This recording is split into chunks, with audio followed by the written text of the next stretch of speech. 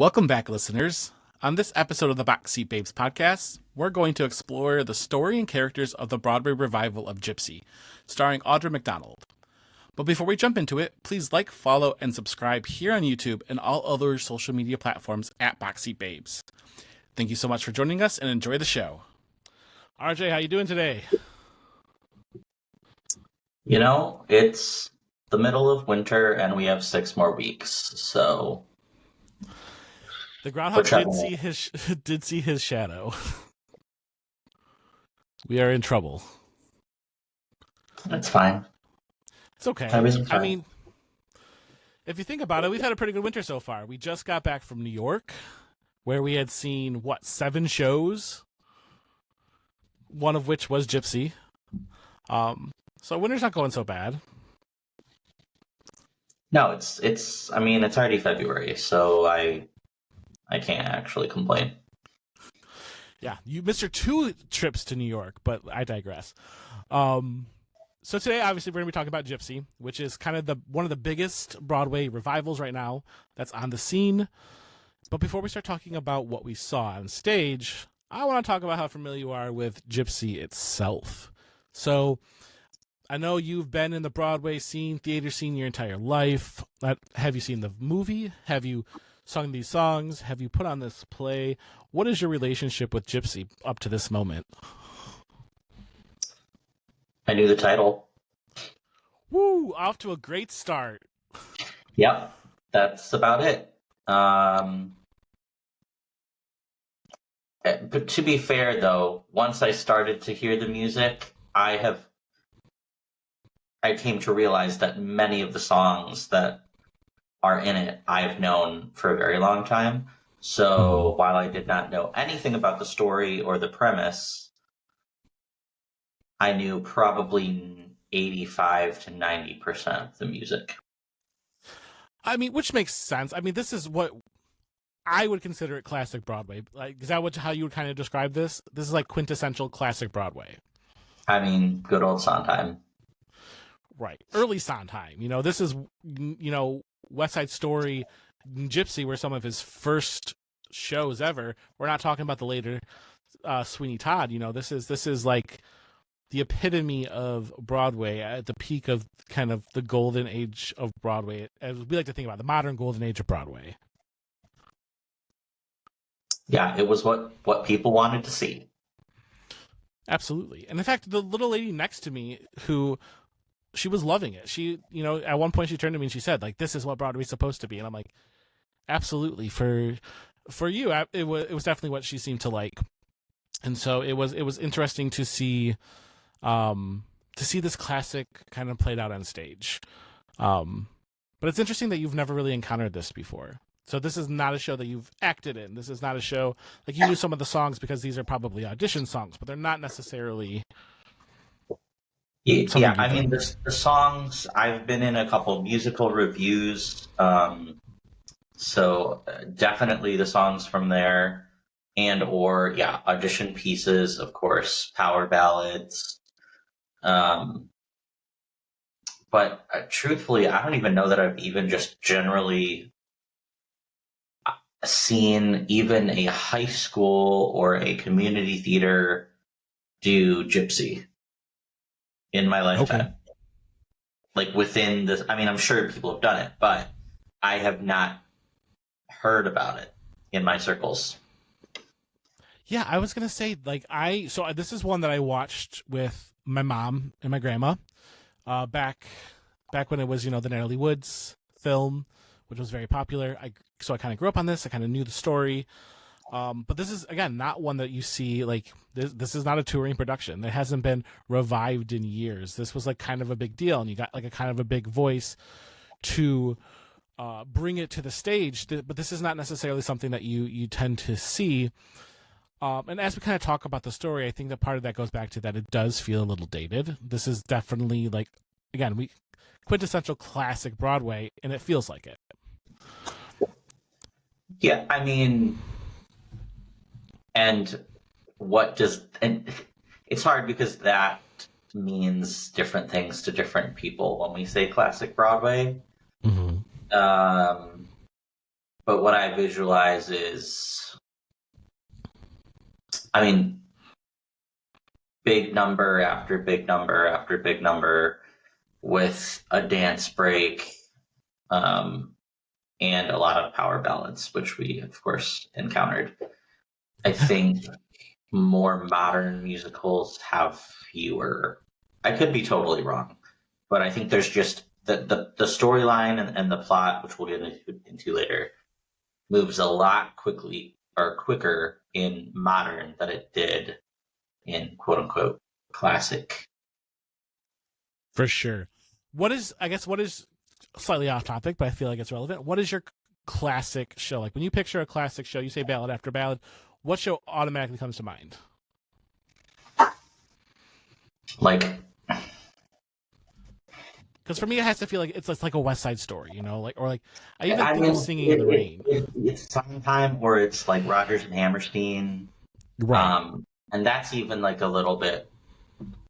That I would say like that's a step past Sondheim, in regards to like modern or classic.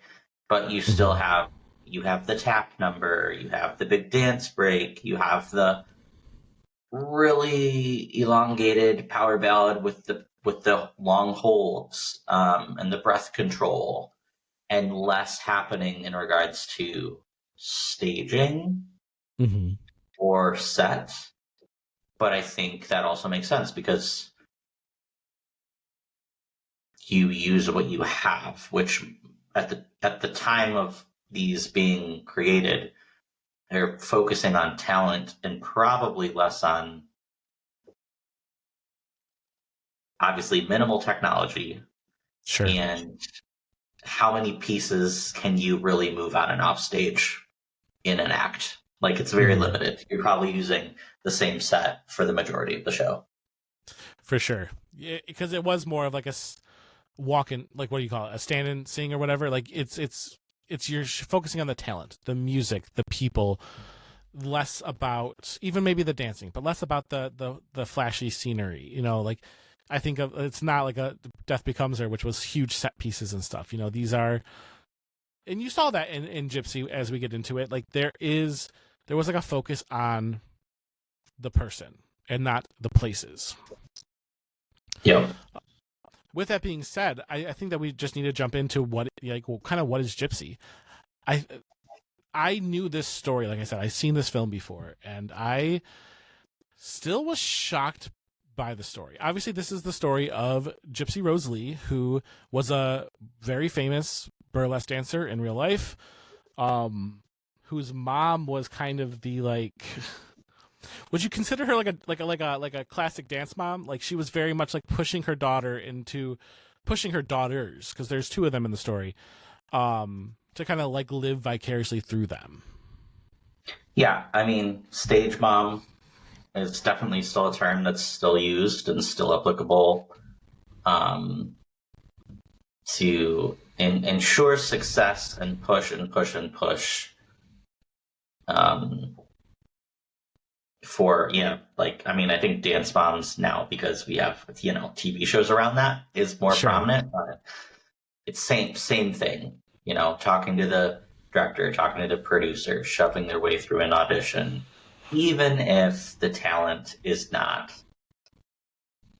top tier. Mm-hmm. I think that speaks to the opening scene where we're getting these, we're getting the young baby June and we're getting Luis, and they're up there on stage with Uncle Django or Junko, and they're kind of performing, they're like auditioning, and then all of a sudden Audra McDonald's Rose like walks on and is just like, my babies aren't front and center, and they're like, you're missing out on them, you're not paying attention to them. And it was like very much like I think the whole crowd got this like huge giggle out of there, because that was like a dynamic that we are maybe a little more familiar with because of things like Dance Mom. But like you said too, like growing up in the world of theater, you probably encountered theater moms kind of like that.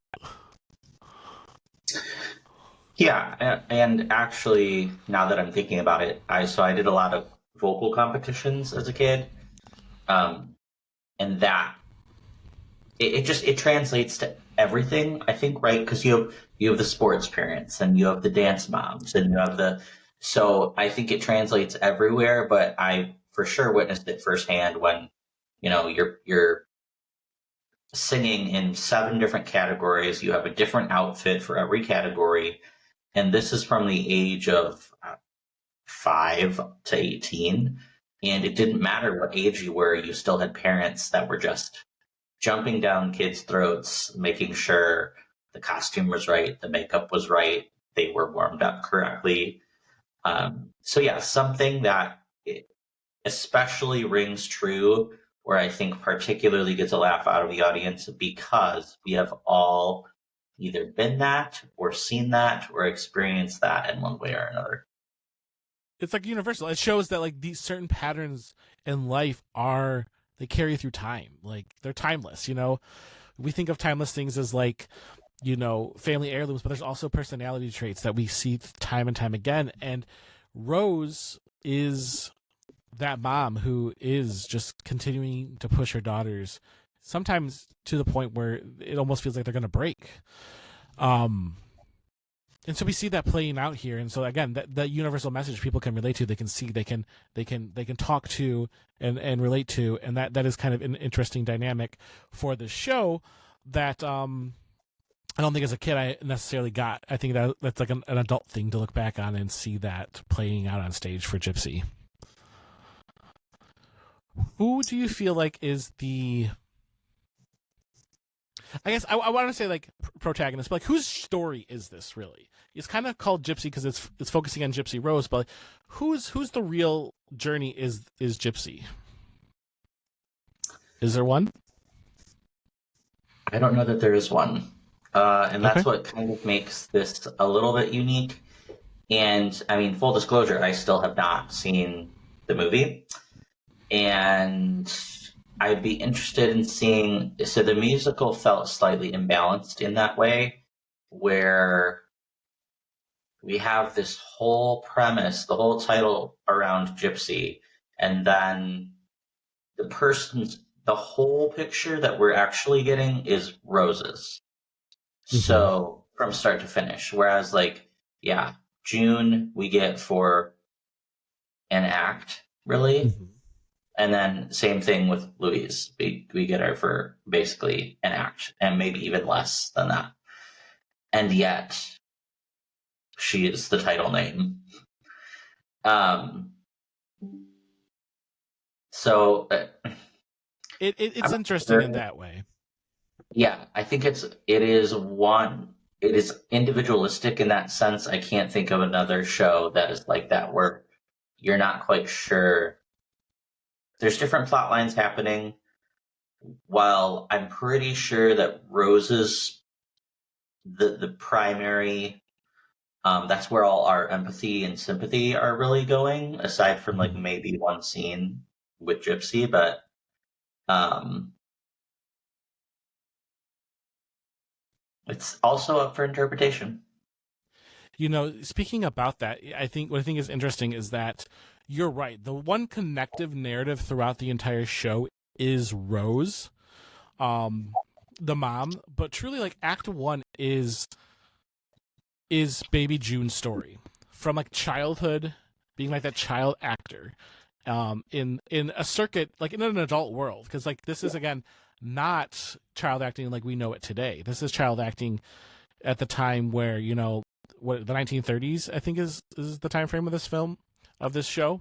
So like this mom is like leaving her home. There's the whole scene with her dad too, of like leaving the home, taking money, going about to take her kids to have this dream. And for the entirety of Act One, Louise is shoved to the back and is the daughter that nobody really wanted.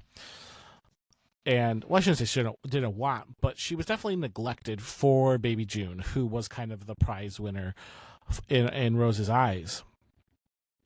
And then Act One ends with Baby June leaving. And so like then you do switch focus right away, and the only really continuative narrative is Rose. It's her story.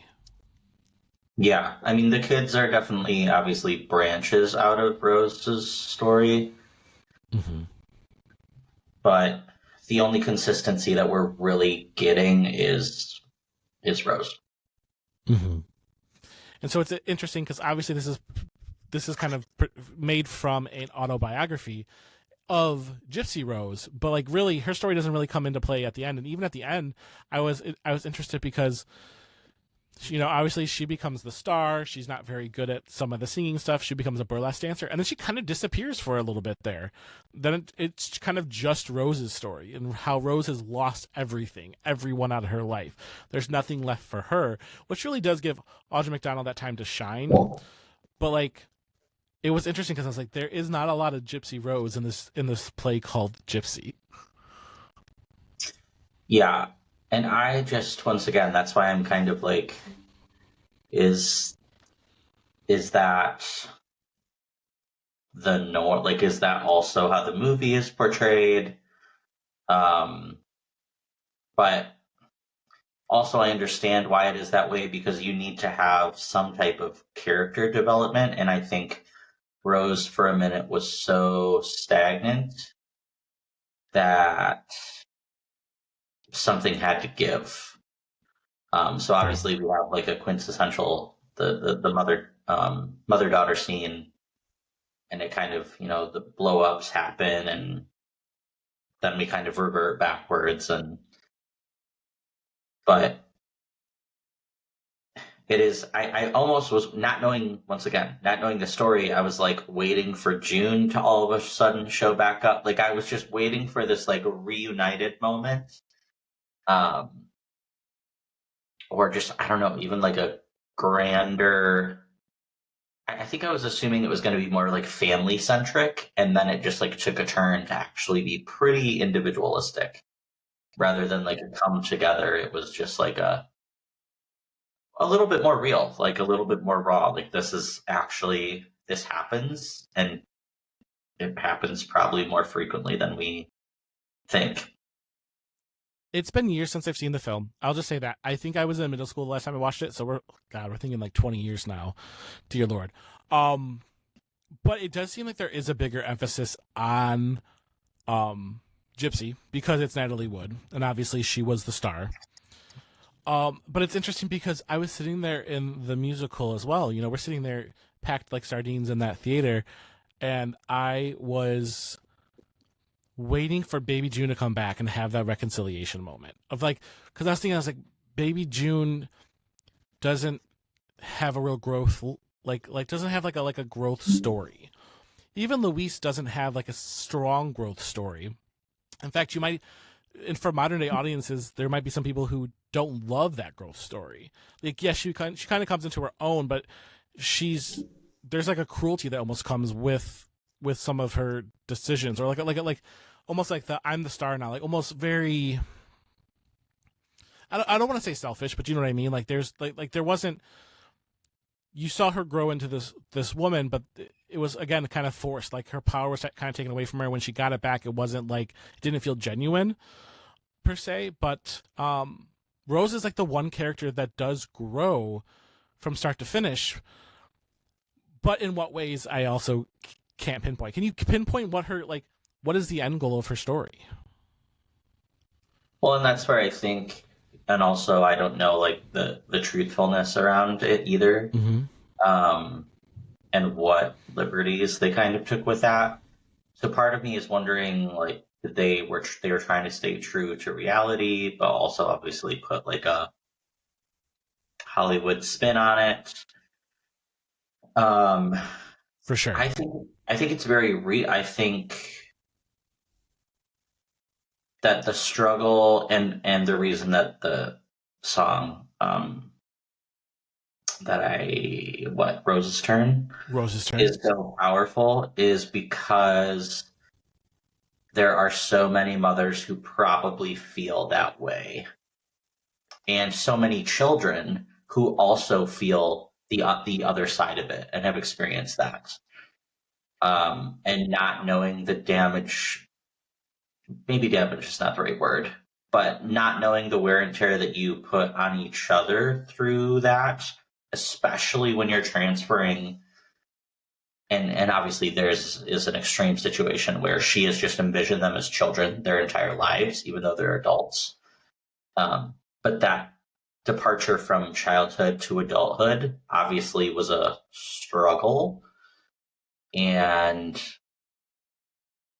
I mean, we can talk about mental health all day. We can talk about the psyche behind not wanting to let go of that and the fear of what happens when you do. So I think all of that plays into it, but that also plays into the growth and the self-realizations that Rose has, while still kind of staying true to the narcissism that is very strong, of Rose. Because at the end of the day, yes, she had a strong love for her children, which is why she's claiming that she's doing what she's doing. But then we obviously discover, shockingly, that it really is a lot about her, maybe even more so. So, one of the moments that I absolutely loved in the dynamics that we got to see was the moment with Herb, played by Danny Burston, was when, like, throughout this whole show, he's kind of this back character. He's this character that is in love with Rose, and Rose is kind of using him. And then she finally, like, kind of gives in, like, I'm going to marry you. But the moment she decides that Louise is going to be a burlesque dancer, and, like, his heart's broken, and she's, like, you could see she's broken, but she's determined. And for me, that was the real moment. I was like, oh, you really got to see this, that was the changing point for me for Rose. Because there was such a rawness to it, but she was so, I can't think of a better word than determined. She was determined to make her dreams work through her daughters. Yeah, the stardom, the focus on stardom, without any care about at what level stardom, right? Shows, it brings out, it says the quiet part out loud, right? Basically, Sure. Up till that point, I feel like the show is like, you see all these things happening and all the undertones are there, and you're like, this is really for her, it's really for her. And then at that point, I'm not sure if it's shame or just some type of, like, psychological breaking point where you're like, well, this is the very last thing I can possibly get or grasp at, and so I'm going to, even if that means disappointing literally everyone in my life. And I feel like, as a psychologist, I see that a lot of times where people are just like, they have put all of their eggs into one basket. I think she even says that in the show, too. I think it's at the end of Act 1, and she's like, I put all my eggs into Baby June, and I'm sorry, but I'm going to put all my eggs into yours now. And then in that moment, she also realized that she no longer had eggs in anybody. There was no more eggs to give. Like, and that was a really heartbreaking moment for her, and she tried to hold on to that last grasp of something, ultimately ruined her own relationship, which kind of leads me to think that, like, she is the villain of her own story. But do you see as, like, a different villain of this? Do you see her as a villain, or do you think that, I don't know, maybe everybody's a little more black and white than having, like, an antagonist to Gypsy? I think another reason this story is maybe a little bit generational and or dependent on where you are in life is because of that narrative. I think if you are just in your, if you are the child, if you are living currently and seeing the show and you are a child of someone and you don't have children, I think you identify with June and Louise, and you probably see Rose as 100% as the villain. Like, how dare she live through her children? And also, I think that's a generational differential. I think the generations coming up, like, no longer see that as an excuse, or no longer accept that is going to happen.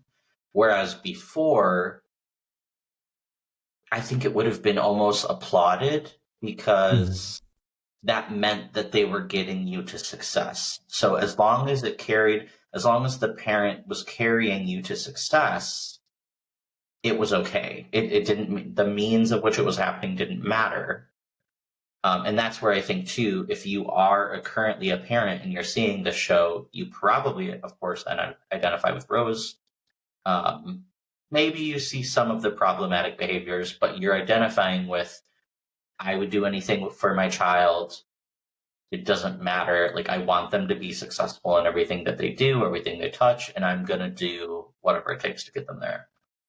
Which, maybe not to that extreme, but that is, I think as children, we can all see our parents in that somehow. I know, granted, I don't know your mom super well, but I know that she wanted the best for you and she sacrificed a lot. I know my mom has sacrificed a lot to do so. And so that's definitely something that has impacted the way that we are going forth into these environments and these problems.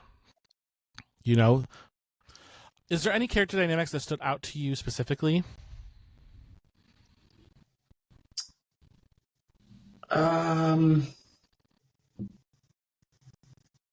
I don't think, I feel like it was pretty exactly what it was. I'm not sure that anything was particularly shocking or, blew me out of the water. No, absolutely. And is there any themes that you feel like that stood out to you that you liked? I feel like I definitely appreciated like the seek for independence. I think that's something that everybody our age could really appreciate. But